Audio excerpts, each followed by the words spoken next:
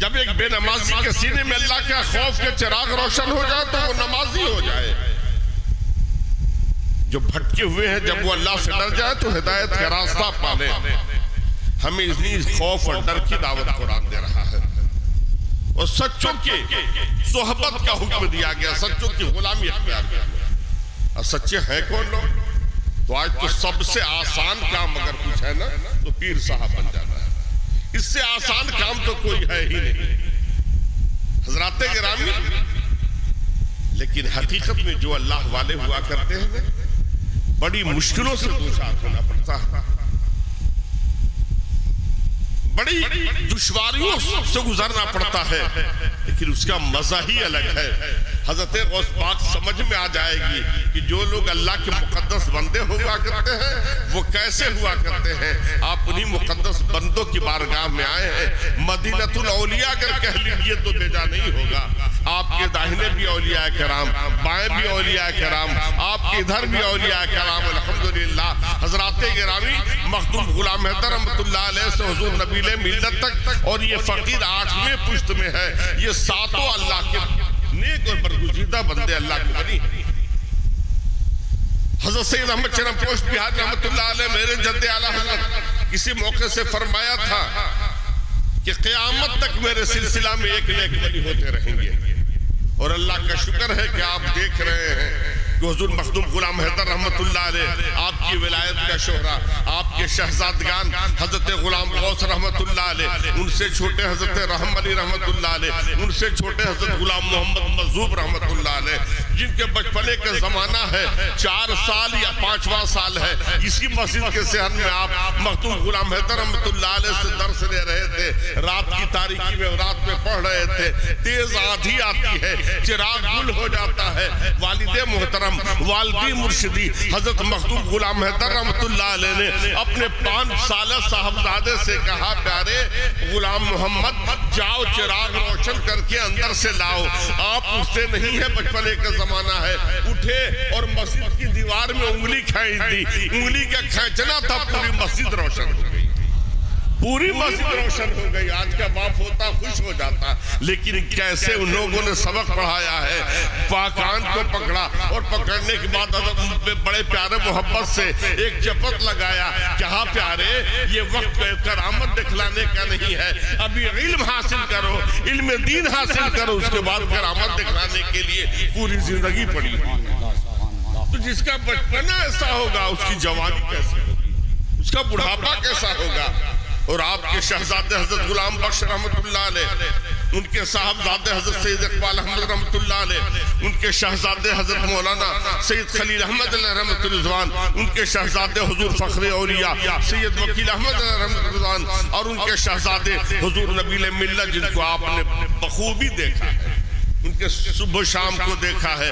تو یا اولیاء کرام حضرات گرامی, کوئی اللہ کا ولی یوں ہی اللہ کا ولی نہیں بن جاتا, بلکہ اپنے کو خوف خداوندی کے بھٹی میں جھلساتا ہے اور عشق مصطفی کے چلمن میں جلاتا ہے, تب جا کر وہ ایک اللہ کا ولی بنا کرتا ہے. میں عرض کر رہا تھا حضرات گرامی, یہ سفر آسان نہیں ہے جیسا کہ آج ہم نے آسان بنا لیا ہے. حضرت مخدوم غلام حیدر رحمت اللہ علیہ اپنی تصوف کی کتاب اللہ نامہ میں آج سے 250-300 سال پہلے اس زمانے کی اردو میں ارشاد فرماتے ہیں کہ پڑھے نماز اور مشیخت ٹھانے, دمڑی کی گھوڑی 2 پسری دانا. فرماتے ہیں کہ 5 وقت کی نماز کیا پڑھ لیتے ہیں, یہ سمجھتے ہیں کہ ہم اللہ کے ولی بن گئے ہیں. ولایت کے لیے حضرات گرامی چلنا پھرنا اٹھنا بیٹھنا سب شریعت کے مطابق ہو. حضرت سیدنا شیخ عبدالقادر جیلانی علیہ رحمت رضوان کا زمانہ ہے. آپ کے استاذ باوقار حضرت حماد رحمت اللہ علیہ, حضرت حماد کی خانقاہ میں چکے دیکھیے مرشد کامل سے کیسے فیض ملتا ہے, اور ہم تو کہہ کر اپنے بوجھ کو ہلکا کر لیا کرتے ہیں. مرشد کی بارگاہ میں آتے ہیں, آنے کے بعد اپنا استغاثہ پیش کر دیتے ہیں, آسانی سے چلے جاتے ہیں, لیکن اس کی خاطر انہیں کتنی مشقتیں کرنی پڑتی ہیں یہ الگ سی بات ہے. یہ آپ کی خاطر اپنے دل کو روشن اور منور کیا کرتے ہیں, ذکر خداوندی کی شمع روشن کرتے ہیں۔ حضرت غوث پاک کے حضرت غوث پاک کا دور ہے، آپ کے استاذ باوقار حضرت حماد رحمت اللہ علیہ ہیں، جن کے ولایت کا شہرہ ہے۔ آپ کی خانقاہ میں ایک نوجوان آتا ہے اور آنے کے بعد حضرت حماد سے کہتا ہوں حضور میں نے ایک ارادہ کر لیا ہے تجارت کرنے کا۔ یہ طریقہ تھا جو مریدین خلوص و محبت رکھتے ہیں، مرشد سے لگن زیادہ ہوتی ہے نا۔ اب بیعت کا معنی ہی ہے بیچ دینے کے، بک جانے کے۔ تو جب ہم اپنے آپ کو مرشد کے ہاتھوں بیچ دیا تو ہماری تمام زندگی ان کے حوالے ہے۔ تو پہلے جو مرید صادق ہوا کرتا تھا بغیر مرشد کی اجازت کے قدم بھی آگے نہیں بڑھایا کرتا تھا۔ نوجوان آیا کہا حضور میں نے تجارت کا ارادہ کر لیا ہے اور فلاں تجارت کرنا چاہتا ہوں، زبردستی لاز رہا ہے۔ نہ تو یہ چاہتا ہے کہ حضور آپ کیا کہہ رہے ہیں جو بتائیں وہ میں کر لوں، لیکن کہا نہیں حضور میں نے تجارت کا ارادہ کر لیا ہے اور میں فلاں ملک جانا چاہتا ہوں، ذرا آپ بتائیں تو یہ سفر میرے لیے کیسا ہوگا، اس تجارت میں مجھے کتنا فائدہ ہوگا۔ آپ آنکھوں کو بند کرتے ہیں، جب پاور ہے ان اللہ کے نیک بندوں کو رب قدیر نے وہ طاقت تصرف عطا کیا ہے۔ ہم اور آپ اگر کسی کو دیکھنا چاہتے ہیں تو آنکھوں کو پھاڑ پھاڑ کر دیکھتے ہیں، اس پر بھی نظر نہیں آتا تو نظر کا چشمہ چڑھا لیتے ہیں۔ لیکن یہ اولیاء کرام اگر کسی کو دیکھنا چاہتے ہیں تو کسی شاعر نے کیا خوب کہا ہے کہ الٹی چال چلتے ہیں دیوانے گانے عشق، آنکھوں کو بند کرتے ہیں دیدار کے لیے۔ نعرہ تکبیر، نعرہ رسالت، خانقاہ حیدریہ، تقریبات عرس مقدس، آنکھوں کو بند کرتے ہیں دیدار کے لیے۔ حضرت حماد رحمت اللہ علیہ مراقب ہوتے ہیں، آنکھیں بند کیا، جو دیکھا کہہ دیا۔ اللہ والوں کی شان یہ بھی ہے کہ وہ ڈرتے نہیں کسی سے کچھ حق بولنے میں۔ کیا پیارے ارادے سے باز آجا بیٹا، یہ سفر تمہارے لیے اچھا نہیں ہے، اس میں خسارہ ہی خسارہ ہے، نقصان ہی نقصان ہے۔ ارے حد تو یہ امکان تو زیادہ یہ ہے کہ تمہاری زندگی بھی نہیں بچے گی، تم ختم ہو جاؤ گے، لہذا ارادے سے باز آ جاؤ۔ لیکن جوان تو جوان ہوتا ہے نا۔ نوجوان نے کہا کہ ہم تو ان کے ہیں، ان سے مشورہ لینے کے لیے انہوں نے تو ایسا ڈرا دیا کہ کوئی کمزور دل ہوتا تو ارادے سے تو ترک کر دیتا۔ میں نے تو جو ارادہ کر لیا ہے میں پورا کر کے رہوں گا۔ نکلا، لیکن راستے میں خیال آیا کہ جس استاد کی بارگاہ میں آیا ہوں انہی بزرگ کے ایک شاگرد عبدالقادر جیلانی، ان کی بھی ولایت کا شہرہ ہے، چل کر پہلے ان سے ملاقات کروں وہ کیا کہتے ہیں۔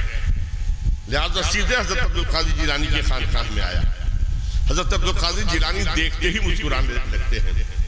آپ ارشاد فرماتے ہیں بھائی مظفر کیسے آنا ہوا، کس غرض سے آئے ہو؟ آنے والے نے کہا کہ سرکار میں نے تجارت کا ارادہ کر لیا، فلاں ملک فلاں ارادے سے جانا چاہتا ہوں، یہ خیال لے کر آئے ہوں، ذرا آپ بتائیں مشورہ تو دیں کہ یہ سفر ہمارے لیے کیسا ہوگا۔ آپ اللہ والے ہیں لہٰذا میں بتلا دیا جائے یہ کام میں کروں یا نہ کروں۔ حضرت عبدالقادر جیلانی آنکھ کو بند کرتے ہیں، مراقب ہوتے ہیں، دل کے آئینے میں سب دیکھ لیتے ہیں۔ دیکھا، دیکھنے کے بعد پھر آنکھ کھولا، مسکرانے لگے۔ دل ہی میں سوچا کہ جس نے میرے استاد کی نہیں سنی وہ بھلا میری کب سنے گا، جو میرے استاد کی بات نہیں مانتا وہ میری بات مانے گا، اس کو منانا تو بہت مشکل ہے۔ لیکن اللہ کو راضی کیا جا سکتا ہے، رب کو منایا جا سکتا ہے، اس کی بارگاہ میں التجاؤں کی بھیک طلب کر کے، وہ تو دربار ایسا دربار ہے کہ تم جائز تمناؤں کو لے کر حاضر ہو جاؤ، تم ایک بار بھیگے پلکوں کے ساتھ اپنے دامن کو وہاں پھیلا دو، وہاں سے نا امید واپس نہیں آؤ گے۔ شرط ہے کہ آؤ تو صحیح، جھکو تو صحیح، مانگو تو صحیح، طلب تو کرو۔ کہا بھائی مظفر ارادہ نیک ہے، چلے جاؤ، منافع ہی منافع ہے، بہت فائدہ ہے، جاؤ۔ حضرات گرامی مظفر پریشان کیا، اللہ استاد نے تو منع کیا، شاگرد کرا بہت منافع ہے، لیکن جاؤ چلوں گا۔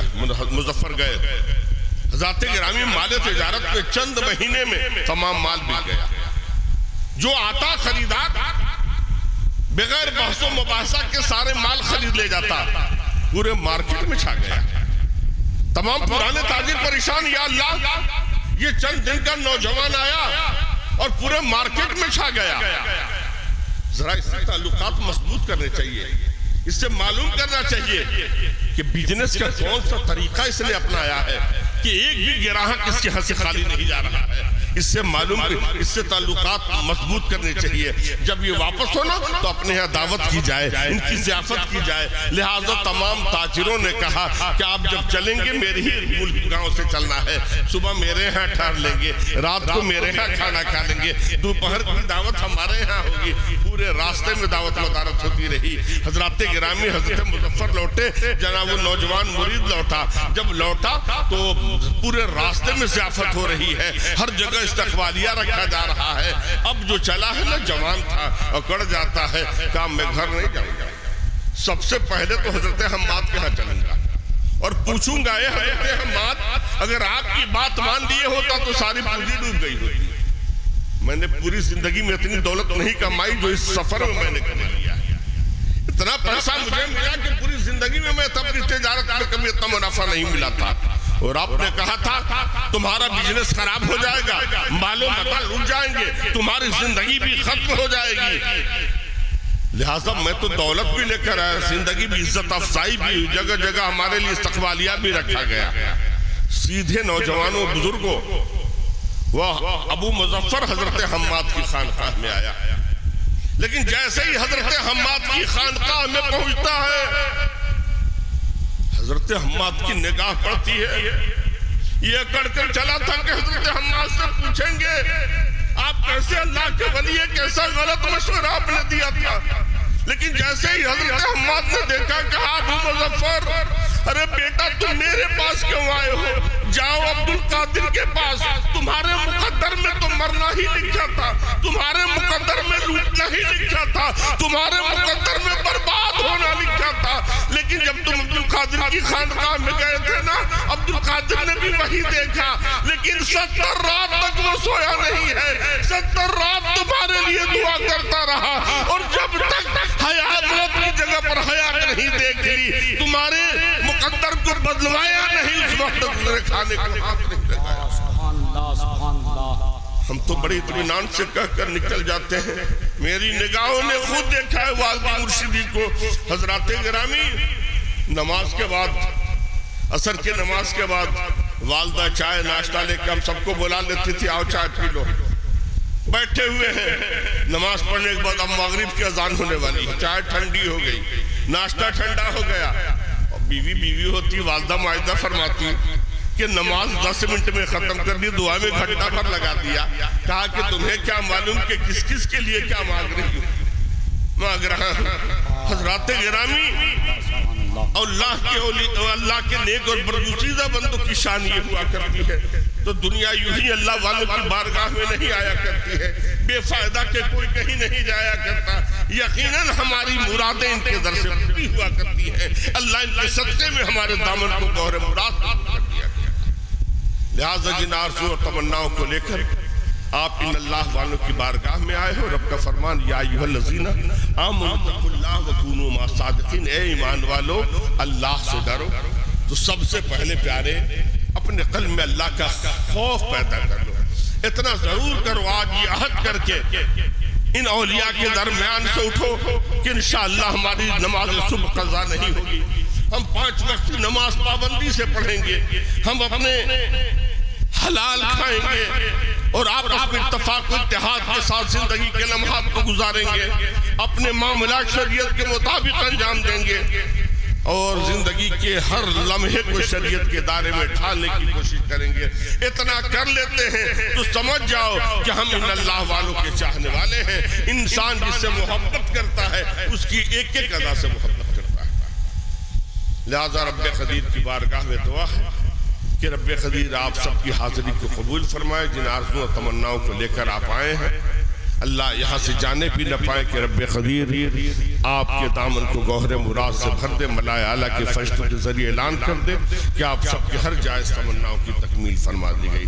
بڑی خوشی ہوئی کہ ہر علاقے سے قریب قریب بہار کے پورے خطے سے، بنگال، حضرات گرامی جھارکھنڈ، ہر جگہ سے زائرین آئے۔ اللہ تعالیٰ ان سب کی حاضری کو شرف قبولیت سے نوازے، اور جس خلوص و محبت جذبے کے ساتھ آپ حضرات آتے رہے اور انشاءاللہ الرحمن ایسے ہی آتے رہیں اور فیضان حیدری سے اپنے دامن کو بھرتے ہوئے چلے جائیں۔ یا ایھا الذین آمنوا اتقوا اللہ وکونوا مع الصادقین، اے ایمان والو اللہ سے ڈرو اور سچوں کے ساتھ ہو جاؤ۔ میں نے پہلے ہی عرض کیا ہے کہ اگر آپ کی خدمت میں اور کھانے میں پینے میں کسی قسم کی کوئی کمی ہو گئی ہو تو خادم ہی ہوتا ہے، خادم سے کمی ہو ہی جاتی ہے، لہٰذا حضرات گرامی آپ اسے درگزر کریں گے۔ یہ آپ کا اپنا گھر ہے، یہاں کی پریشانی آپ کی اپنی پریشانی ہے، یہاں کی پریشانی کے اگر آپ اٹھائے ہیں تو رب کی بارگاہ میں دعا ہے کہ پروردگار عالم آپ کو کبھی پریشانی کا سامنا نہ کرنے دے، آپ کے دامن کو خوشیوں سے بھر دے۔ یا ایھا الذین آمنوا اتقوا اللہ وکونوا مع الصادقین، اس آیت مقدسہ اور پورے قرآن کا نزول جس رسول پر ہوا جب رحمت والے آقا عالم بطون سے عالم ظہور میں تشریف لائے، 70,000 ملائکہ بارگاہ مصطفیٰ میں ہدیہ صلاۃ والسلام پیش کر رہے۔ آئیے کھڑے ہو جائیں۔